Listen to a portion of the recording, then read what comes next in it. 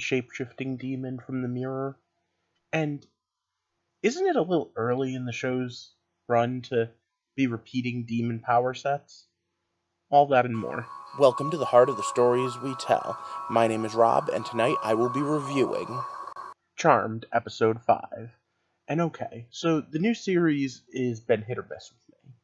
And there's a few things that kind of bug me, and one of them is so generic that I just figure I don't even need the spoiler warning. The way they text message. The texts pop up too fast, the writing goes too fast. I don't know, maybe I'm just getting old. Either way, I do think there were some good concepts tonight, things that I really look forward to playing out in later episodes, and they are finally giving us bits of the lore to work with, even if I'm not entirely sure what the lore really is supposed to mean.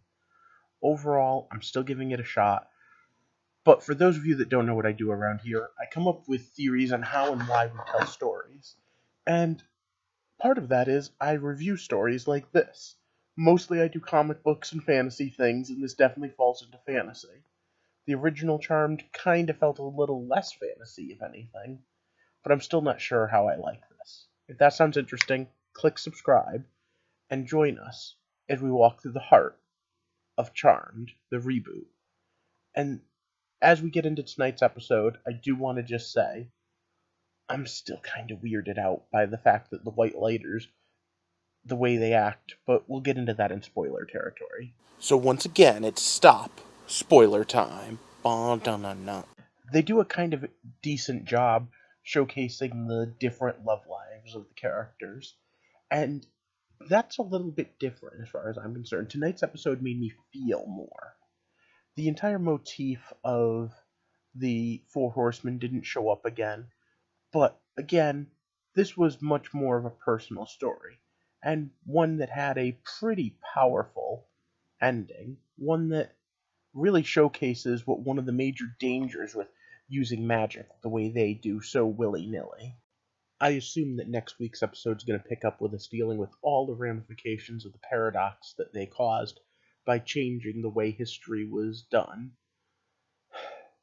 And all of that was just to try to throw something off. Although, to be fair, they did do a really good job of doing that, because whatever that devil, Lucifer, Morningstar thing was, the business that wants the DNA of powerful witches, they did put a serious crimp in their style, and totally did change what they were able to do.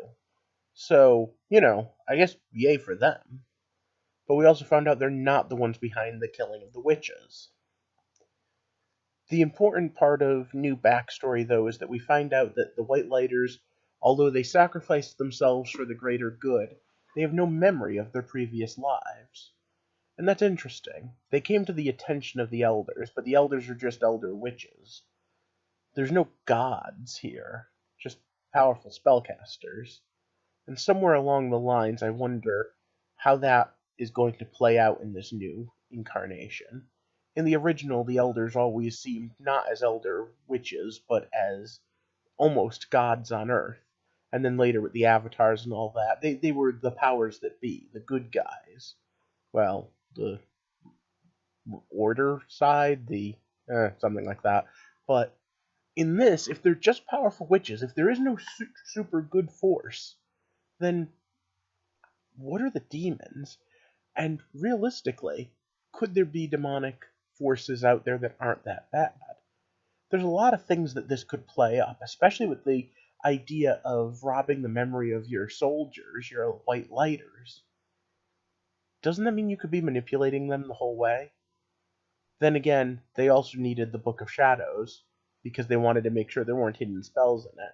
But if the hidden spells were put there by another elder, a psychic one that could see the future, wouldn't you want those spells to be there when you need them? But let me know what you thought down below. Personally, I'm just going to say the fact that the succubus, not a succubus thing happened kind of made me giggle. That was a good point. And again, there were lots of good points tonight. There were lots of little things that made me sit there and stand up and take notice and say, still give it a good shot. But of course, now I've asked that, I need to ask you to like and share, and if you haven't already, click that subscribe button. And as always, I'm sending a big shout out thank you to all of my Patreons. And you can support the channel too, either by clicking the link below for Patreon or just leave a comment. Let me know what you're thinking. That alone helps us as we try to gather and find the heart of all the stories we tell. I hope you have a good night, and thanks for watching.